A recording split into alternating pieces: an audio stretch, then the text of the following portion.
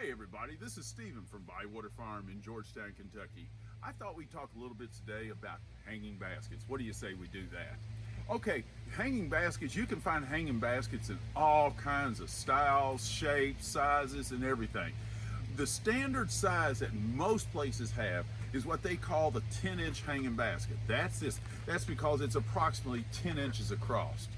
Now this, if you look at this is what these are, is a 10-inch hanging basket, and they will do well. I highly recommend you do not use any basket less than 10 inches. It is just too much trouble to do. You can never keep it watered or fertilized correctly. Now come with me just a second, I'm going to show you something else.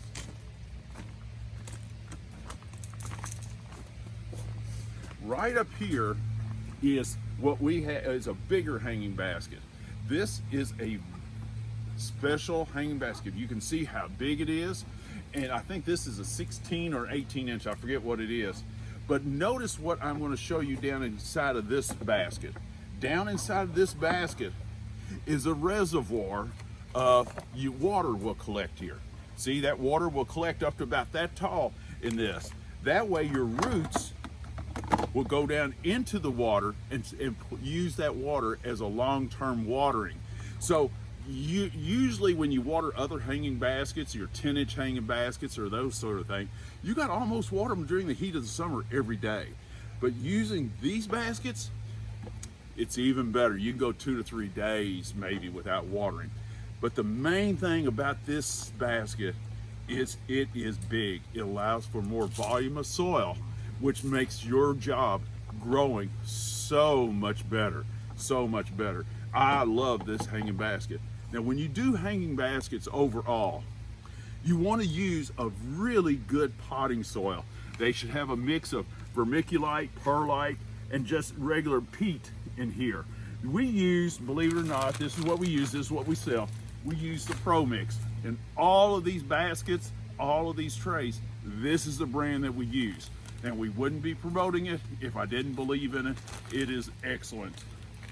Now, never use soil from the ground to put in your pot. It just doesn't work. You've got to allow porosity of your soil, which lets the water drain through, okay? Alrighty. Now, when you choose your basket, and you've got to decide on where you're going to plant it. Is it going to be in sun? Is it going to be in shade? Where is it going to be? That determines what you're going to plant in your basket.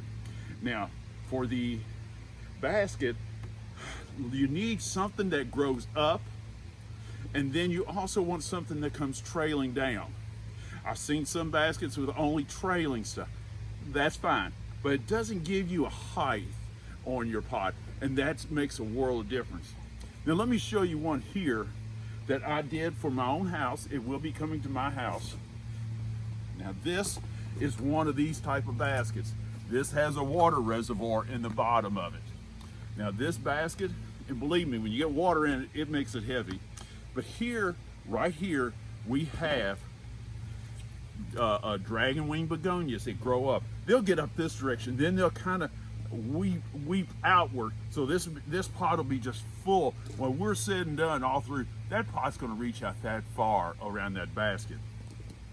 Now coming down off of the basket is this. It's Daiya Kandra Silver Falls. I love this plant. I really do love this plant. This, I've got I think 4 of them around this basket. They'll be just like a drape.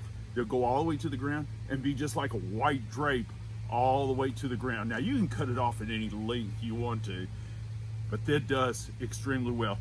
Doesn't bloom, couldn't care less about blooms, but it does extremely well as far as foliage.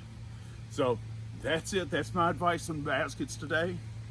Go out and enjoy, because nothing's prettier than driving into your home to see a beautiful hanging basket.